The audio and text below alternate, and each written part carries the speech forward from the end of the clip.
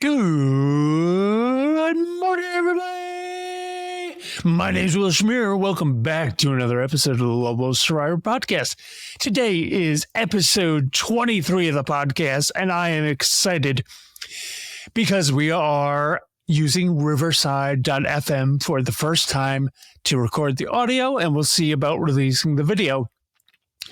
I can already tell you it's going to be awkward. We'll get it out of the way. We're just going to see how it goes, and we'll deal with it as it comes. So again, welcome to episode 23 of the Lovable Survivor podcast.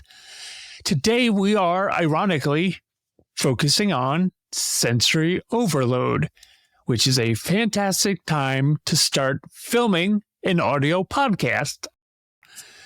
So we're going to talk about recognizing, managing, and handling sensory overload. We've talked about overload in the past and how we get overwhelmed as survivors.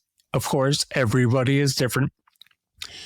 No need to say that every time ad nauseum, but we all know our brain plays a crucial role in interpreting our senses: visual, hearing, taste, touch, and smell. And I can only share my experiences with this. It is overwhelming, to be quite honest. We're going to talk about little different things that I noticed with myself. You may have noticed similar things with your experience in your. If you're a caregiver, you may have noticed a family member is different in certain things and perfectly fine with others. I mean, again, we don't need to really say it, but no two strokes are the same, and they're all very different. We all have different deficits. We all have different unique challenges we face as survivors. I think I am no different than a lot of people. I just happen to be now 40 years old, which is about 25 years younger than the average age of a stroke survivor. But yeah, no different from me. Lots of the same challenges. You may have found you've got a lot of the same. In fact, I can tell you one right off the bat, because I'm already finding it very difficult in recording this podcast episode. Looking at the camera, maintaining eye contact, that is a really difficult one for me. Now, I could probably do better by slowing down, using a teleprompter. I don't do that. This is the first time I'm recording and doing video at the same time, so it is overwhelming for me. So again, that's why this is an ironic episode. But I'll tell you, it was inspired by a YouTube video that I watched last week. You probably have seen it at the Post-Stroke channel on YouTube. I believe her name is Elise. She does a fantastic job with her channel. She is an occupational therapist by trade and had a lot of good information. You might find some of it repetitive, depending on how long you've been a survivor, but nonetheless, I feel like it's a great resource for people that are maybe just looking for something. Maybe it's earlier days for you with your stroke, so definitely check it out. Again, she's got a great channel on YouTube, Post-Stroke. Highly recommend it. I definitely enjoy it because I think she speaks, well, I mean, everybody has their own take. I just like it because I feel like she's speaking to me instead of at me, because a lot of stroke, everybody means well, but a lot of times I feel like even my own doctors at times are speaking at me instead of to me. That of course varies for everybody. Again, let's hop into this week's episode because there are lots of things. Sensory overload is a big topic. Like many topics, there are a wide-ranging areas we could go into. We could do deeper dives. I think this one will be a broader overview, and then we'll go deeper as people need or want, or things come up, or people have questions. Even this week, I got some great questions coming in. They're not related to this, but they were good questions that I will hopefully get answers out in future episodes of the podcast. And going back, I think there are things we've talked about that certainly could be revisited. like Overwhelm, which this is kind of along the same lines, but this is specific to sensory overload. And again, everybody's situation is unique, so I'm going to give you some of the things that I've experienced and how I dealt with it or how I'm dealing with it. And again, there are no perfect solutions. They're just suggestions that this is what I tried. This is what I thought I needed. This is kind of what worked. This is what didn't. And we'll go through that throughout today's episode. So yeah, I guess when it comes to sensory overload, I think initially I didn't realize this was even a thing because by the way it stands, like I just happen to be an introvert. I enjoy quiet time. I have 3 kids. I have a wife. I have a very busy life on top of being a stroke survivor and dealing with MS. There's just a lot of things going on in my life because I'm now 40. So a lot of the things I didn't see early on as, and they're, to be clear, they're not even problems. They're just things that I experienced differently than I did before my stroke. So again, I thought some of these things were because I'm an introvert, because I am 6'8", 325 pounds. Like I had no problem with people generally, but like I like my space. I loved the pandemic and the 6-foot rule. I was like 10 feet at all times. I always do this, and I kind of flail my arms like I do the helicopter. I could, if you took my wingspan, it's close to 7.5 feet. So I definitely like my space. That is true in every aspect of my life. I love my kids, but I hate when they jump on me. I like when they're 2 to 3 feet away. I love my wife. She's deaf, so her love language is touch. Ever since my stroke, that has been a little bit difficult for me because I used to love holding hands and doing things, and it's just something I'm actively working on because it's not bad, but sometimes I get uncomfortable. And again, it's not like I can't live with it. It feels different. Sometimes things are just different, and sometimes it's overwhelming, and I don't know why. Sometimes it's obvious why, but sometimes it's not obvious to me, and I'm just like, one of the things that really, I kind of became aware of this when I started to drive again. I really didn't drive most of 2020 because I was in a wheelchair most of the time. So it wasn't really until 2021 when I started driving it. I was doing small 5-minute, 10-minute drives, nothing overwhelming, basically straight line driving. And I noticed that I was experiencing a lot. Like there was just a lot of things going on. Like it was very different from the way I handled other things. And I hadn't really noticed that initially because I, 1, wasn't driving, 2, wasn't leaving the house a lot in 2020. So there were a lot of things that were kind of compounding. So I didn't recognize it right away as sensory overload. I just thought, well, I haven't driven in a year. I mean, this all makes sense. And again, managing it for me means just practicing and getting better. And it has definitely gotten a lot better over time. Now I drive comfortably. I wouldn't say I want to go on a 2-day drive, but I could definitely do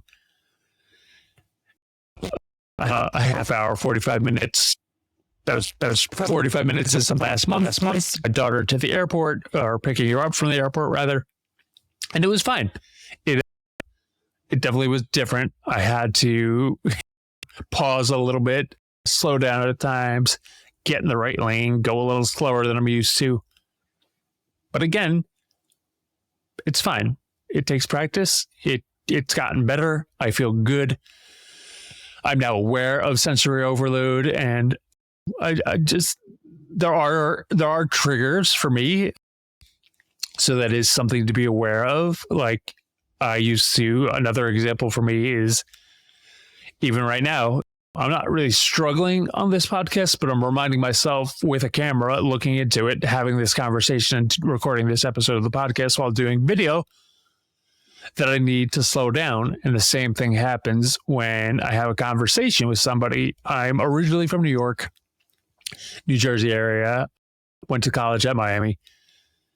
So I've always been a fast talker because I've always lived on the East Coast. I just talk fast because my brain moves quickly. It's still a thing. And I think it's pretty common amongst a lot of people probably is that your brain moves way faster than your mouth, which is fine when you're fine. But when you're become a stroke survivor or you've had any major brain injury or significant life event, there is that slow down to speed up mentality. I have to constantly remind myself. It's super annoying.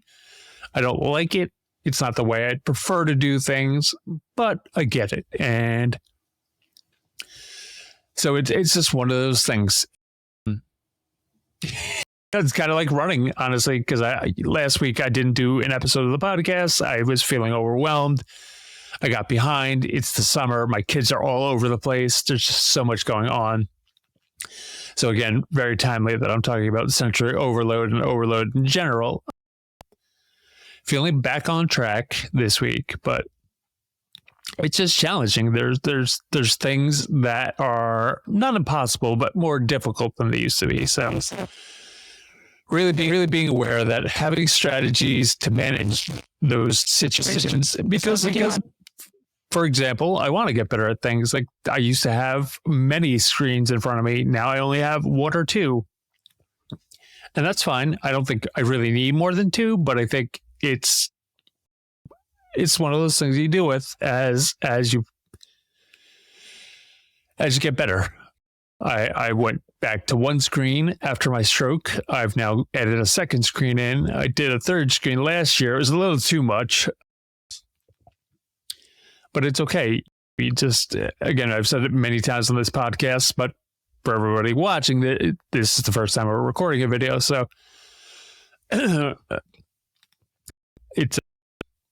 there's just a lot of things to manage. And I think taking your time with them and recognizing them is obviously important thing number one. For those who are not necessarily a stroke survivor, but maybe you're a caregiver or a family member, you play a significant role in somebody's recovery journey from a stroke or a major brain injury. I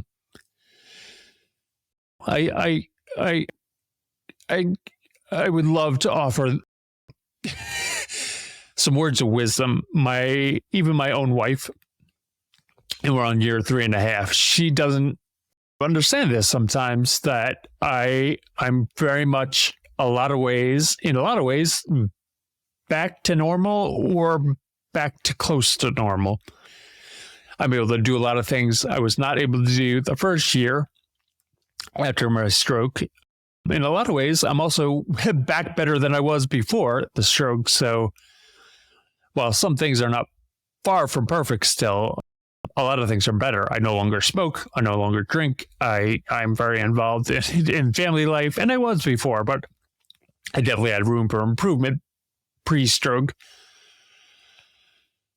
And so this sensory overload, again, is something that snuck up on me a little bit. I wasn't aware of it. Nobody really brought it to my attention as something that could be a potential thing to look out for.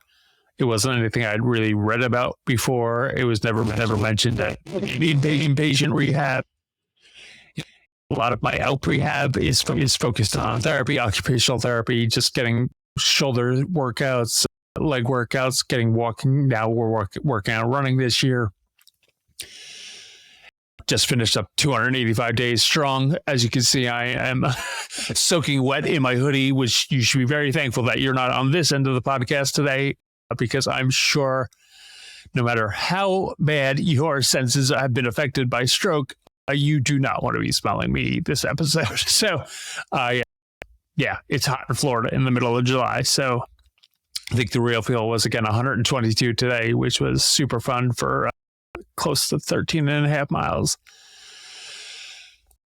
But again, just like sensory overload and running too. I didn't just start running 13 miles. I really worked my way up to that. So I know that's a little sidetrack, but it's hard. I'm having a little bit of a brain fart there, but we can get overloaded.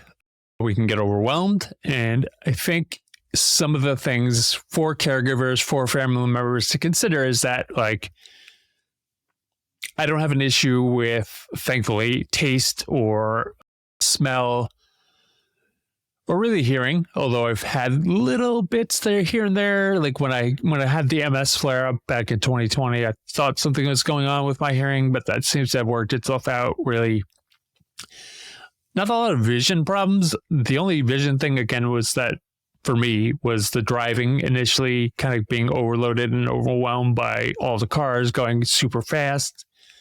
That has since subsided. I am much more comfortable now driving. It just took me a while to feel comfortable. And that's the thing too. There are no perfect answers for any of these things. It's all, I can offer up suggestions, and I can give you, you should watch Elise's video on YouTube. Again, the post-stroke channel. She offers up some great resources and suggestions.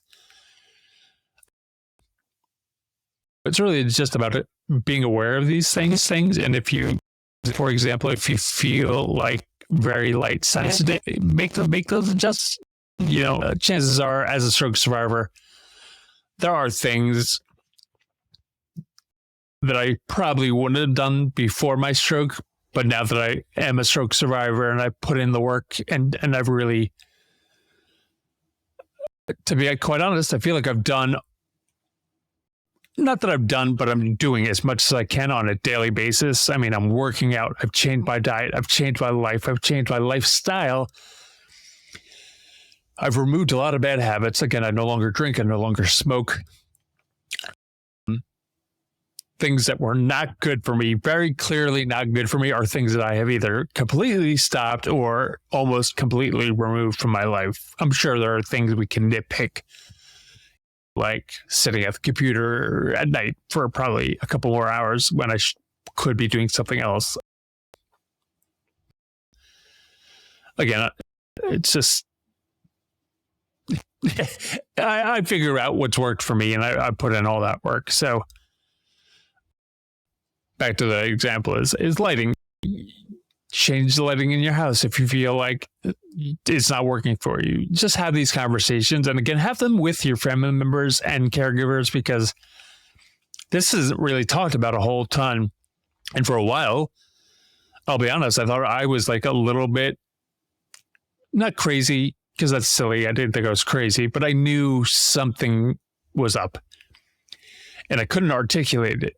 And I knew it was overwhelming in times. Like I associated being 6'8" and 325 pounds and an introvert with just being generally uncomfortable with certain things. And I thought, and I also knew that as a stroke survivor, a younger stroke survivor, I used to love comedy and improv and talking to people, even as an introvert. I'm still pretty good at it, but I've definitely lost some confidence.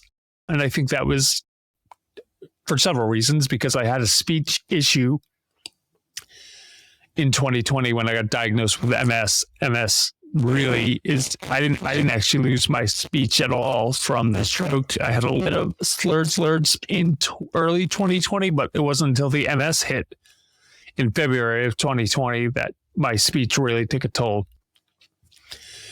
And again, if I focus and I pay attention and I stay relatively calm, I do a lot of breathing exercises to stay calm and help me with sensory overload. That's another great tip I have, is like breath work and breathing. Sounds really corny, works really well for me. Like that's what got me running, to be quite honest, because I no longer was smoking. I no longer was drinking. I've been eating healthy for a couple of years now during my recovery, and I plan to keep that up the rest of my life. So I really looked at it and was like, oh, well, why can't I run better? Well, because I wasn't breathing properly. I was always mouth breathing. even after my stroke. Even still, I slip into it, but I really concentrate on nose breathing, and that really helps me overall with a lot of the sensory overload, because I've learned to breathe properly so I can control my breath better. I'm not always great at it. I'm not perfect at it, but I have the tools to do the work. And it helps me through these situations where I do encounter sensory overload. And again, not to harp on it, but a lot of non-survivors don't recognize this as a thing. And again, I'll tell you, it wasn't until I saw Lisa's video that I just couldn't articulate.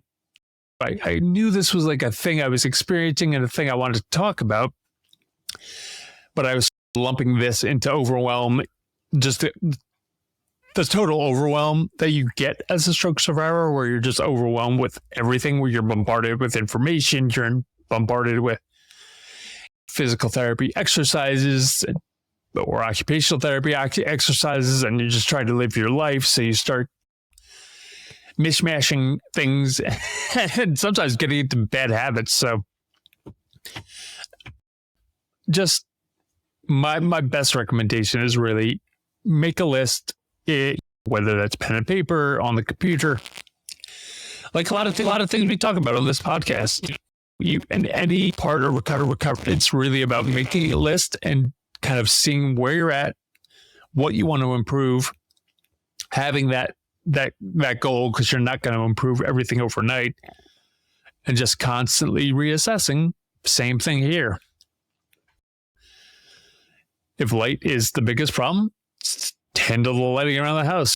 It's not in terms of overall expenses, changing some light bulbs from the blue fluorescent to the warmer yellow light, which I particularly don't like, but some people do. Just be aware that have conversations with your family, with your loved ones, with your spouse, with your partners, whoever the important people in your life are, and just let them know. Because honestly, it could seem weird, and rightfully so, to a person who's not having these experiences, but when you have a brain injury, sorry, burping up. Oh, such a good video for the first time on episode 23 here. Let me just burp my way through this. Yeah, I mean, not that your house is an airport, but I notice this a lot in airports, which I've not been to too often since my stroke, but it definitely happens. There's a lot of people moving, going fast, doing things. Like, the airport bothered me prior to my stroke, so again, I didn't recognize it so much. And really, this is hard to explain, but when you're 6'8", 325 pounds like I am, I mean, I'm like an everyday person. Shaq is one of my favorite basketball players of all time, and he's a big dude. I met him many years ago when I lived in Miami. Definitely encountered him, saw him out in South Beach and things like that, and he's just a big presence. You recognize him right away. And I'm not saying I'm Shaq, but like to the everyday world that I'm walking around in, like people I forget. I kind of am like Shaq to an average person who's like 5'9" and 170 pounds. Like, I mean, that was how big I was in fifth grade, to be quite honest. Like, so like, I'm not used. So the point is that things for me are just different, and this again was hard for me to recognize at first. So I can totally relate if you're having these issues, and other things, and people will kind of, not even your caregivers and loved ones. Like, I think it's on us again too. This took me many years to understand that as a survivor, it is important to talk to other people about things that you feel differently about, like human contact. Eye contact is a little harder for me than it used to be. It's not because I don't feel any particular way about it. It's just harder. Now, I don't know if it's harder because sometimes I'm very tired, and like I noticed with my MS in particular, so I don't know if this is stroke survivor or MS or combination. But later in the day, if I've been standing or working out a lot, my head gets a little heavy. There are times where like sometimes I just want to do this to give my neck a rest. And that could be a strength issue. That should be something I talk to my team about. However, eye contact is harder. It's not impossible. It's just harder. And it's not. I think one of the things as a survivor is that when other people, when you're living in a world of people who aren't necessarily stroke or brain injury survivors, there are slight differences that people will assume certain things, like, and they're not wrong, but they don't understand. And it's hard. Like, I don't want to make people understand, and I'm sure you don't either. It's just having the conversation is important because people they need to be aware, because they may perceive you, the stroke survivor, as somebody who doesn't make eye contact, and they might take that a certain way. However, you may be the best person on earth, and the only reason you're not making eye contact is probably the same reason I'm not making eye contact. It's not because it's that weird. It's just because, like, it's too much. There's too many other things going on, right? Focusing on more than one thing. In that sense, for me, sometimes the stroke has been a blessing. I'm lucky to be alive because I don't know that I would have stopped drinking if I didn't have the stroke. I don't know that I would have stopped smoking. I very much could have continued to really. I always feel like I wasn't doing anything terrible to myself, but I really was doing not great stuff.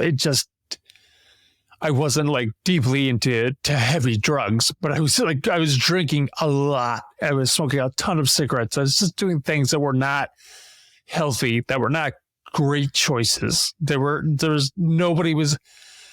Thankfully, I wasn't hurting really anybody but myself.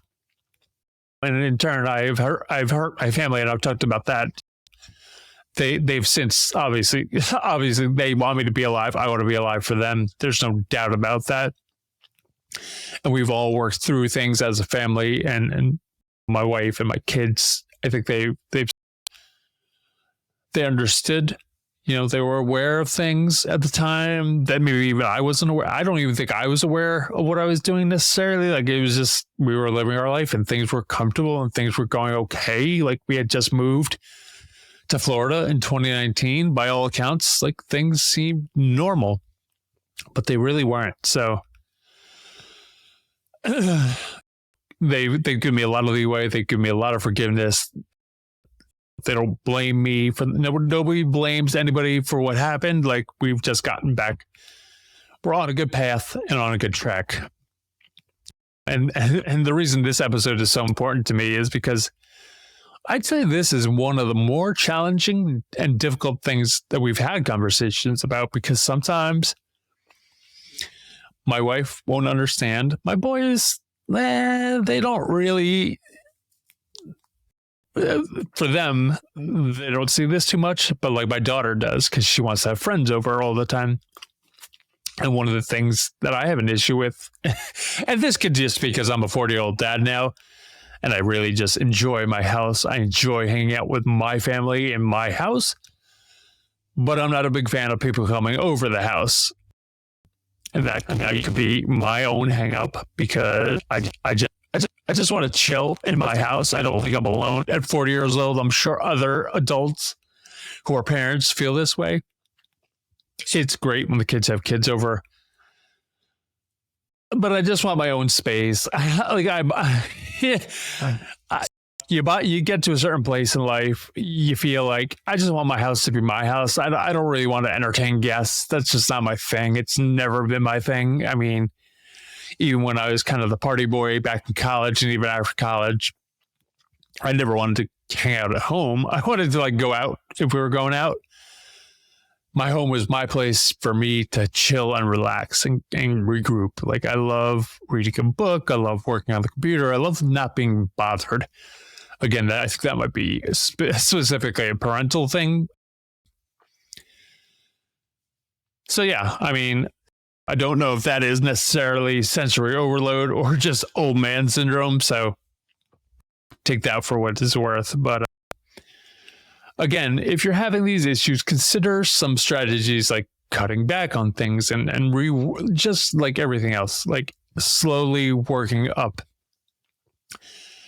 to improve the areas that you feel like you want to improve in. Like there may be issues with sensory overload. There might be areas where you don't really mind. So maybe put them at the bottom of the list, and things that you're really trying to work on, like conversations. I really love talking to people. And I notice when I'm on Zoom and I'm behind the camera at my desk at home, I'm much more comfortable than in person. So I need to work on in person again, because I never had a problem with it pre-stroke.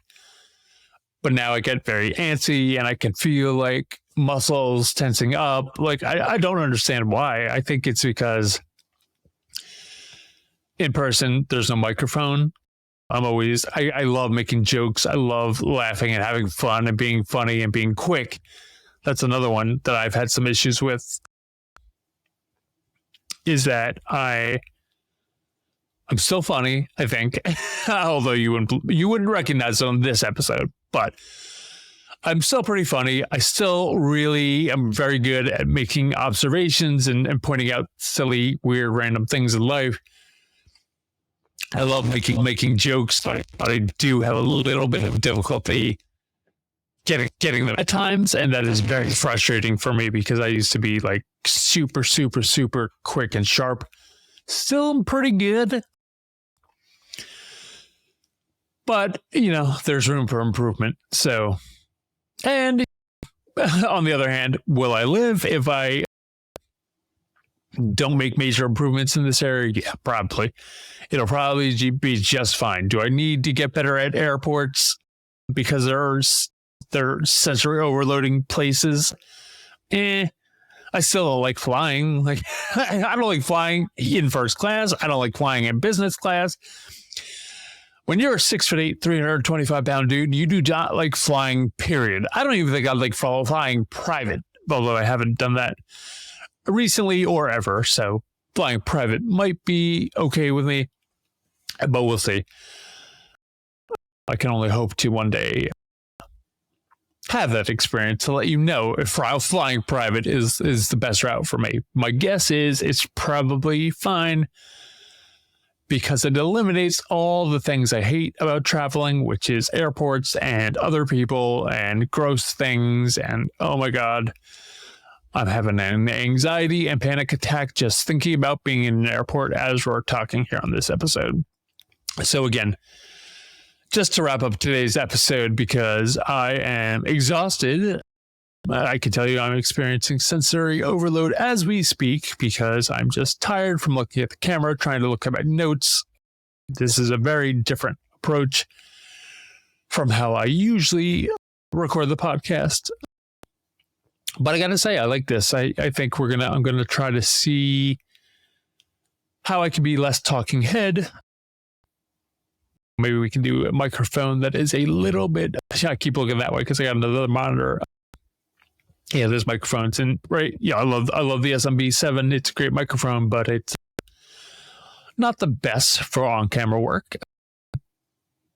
But yeah, again, go check out Elise Newland's YouTube channel, Post-Stroke. Great research, says highly recommend it. She and I just connected over on LinkedIn. That's a great resource.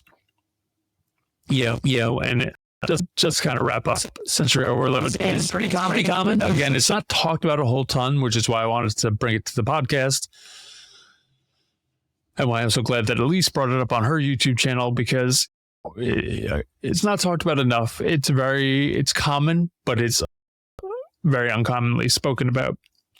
And it is manageable, to be honest. I know it can be tough, especially if you're kind of a newer stroke survivor. If you're just starting your recovery journey, you hear a lot of things, and without proper context, you kind of brush it off. I know I did, because people would tell me, oh, you're young, you're lucky, you'll bounce back. I think I heard that for like the first 2+ years. All I can say is I think it does get better. It takes a lot longer than you think. It is it's sometimes it's painful physically, emotionally. It definitely takes a toll, but all I can do is offer words of encouragement, like I do try to do every episode, is that if you put in the work, I promise you will see the returns. They may be much slower to return than you want. Again, something I wish people told me, because I was trying to do things so fast in the beginning. I was probably burning myself out in my own recovery. But I'm thinking back now. I mean, I worked out this morning. I worked out this afternoon. I run a half marathon today. Today happens to be the 285th day in a row of running since I started back on October 6th of running every day. I don't know how long this streak will go. Like I said, it's been going for 285 days, so I'm feeling pretty good about it. So it does work. Things do change. Yeah, I don't know. This was fun. I want to get better at this. I'm glad. I hope you enjoyed this episode. I'm not really going to have any calls to action today. Go to the website, check out the podcast, sign up for the newsletter for sure. But yeah, let's do a couple recommendations real fast before we hop this episode. I know we're already 36 minutes in, which would be a little long for YouTube. Also, if you have ideas or topics you want to discuss, definitely email podcast@lovablesurvivor.com. Go to the website, you can send me a contact. Anything you want to talk about, you want me to discuss. Yeah, this week has been a lot of, strangely enough, movies, which is weird because I'm not one of those guys that likes sitting around watching movies. When I do work at my desk in the evenings, I usually watch some kind of mindless Netflix show, or Audible is my favorite. I love Audible. You can see back there, I use the Amazon Echo to play it. I use the app on the TV. A lot of good books. I'm going to recommend Whitney Cummings, which I think I always recommend. Whitney is a fantastic comedian. She's got a great podcast. So go check out her podcast because she's amazing. She's super talented. I've been a fan for a long time. She used to be on Howard all the time back in the day. She's got a book out that I have not started, but I am really looking forward to digging into. Yeah, real quick. Let me see. What book have the book that I have been falling asleep to this week on Audible is, let me look at my library. Hang on. Oh yeah, by the way, Whitney Cummings' book, I'm Fine and Other Lies. That is a book that I cannot wait to get started. I just had to finish Brendan Novak's book, which I think I mentioned last week, The Streets of Baltimore. Very good. Yeah, hang on. All right. Well, no, I don't think I mentioned it, but a couple of weeks ago, I finished Jimmy Johnson's Swagger. Considering he coached the Cowboys, I'm not going to lie. I'm a big fan of Jimmy Johnson, even though I hate the Cowboys. So yeah, that's it for books, podcasts, Birdcast, Whitney's podcast. Definitely two bears, one cave. Great podcast. Also, big shout out to, and I don't think I mentioned this, but I maybe I have. So my sister had a baby back in June, which I'm super excited about because I am an uncle now for the first time on my side of the family. So my sister and brother-in-law had a baby. Welcome him to the world back in June. Very excited. And the reason I'm thinking of that, because the other podcast I'm going to recommend is the Calm Down podcast with Erin Andrews and Carissa. It's a great podcast. I love it. They're back on their show. And they announced that, which I was unaware of, and I think most of the world was unaware of, unless you're inside the inner circle of Erin Andrews. But yeah, she just had a baby. She welcomed a baby to the world a couple weeks ago. So that's awesome because I know she was dealing with IVF.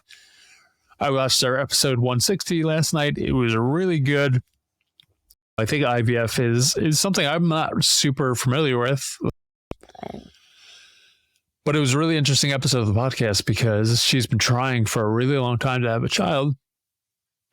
And she welcomed her baby boy to the world and got lucky and was sharing her story of surrogacy and that whole process because she tried for a really long time. I think she said, like, I don't know if she tried for 9 years or tried 9 rounds of IVF, but boy, that was heartbreaking to hear. I didn't realize she had tried so many times. I knew she had cervical cancer, so I knew there were probably some difficulties there, but I'm so excited for her. I mean, I don't know her personally. I've always been a fan of Erin Andrews, being a fan of sports. Her and Chris' show is great. I really love it. So shout out to Erin Andrews on welcoming her baby to the world. Go check that podcast out. And I think that's it. We'll leave it there for recommendations. There's always TV happening, so just put something on. But yeah, we'll leave that episode there. So yeah, episode 23 in the books, Sensory Overload. Again, check out the YouTube channels. If there's any questions, suggestions, feel free to email the podcast at lovablesurvivor.com. And we'll see you next week for episode 24. So have a great week and bye for now.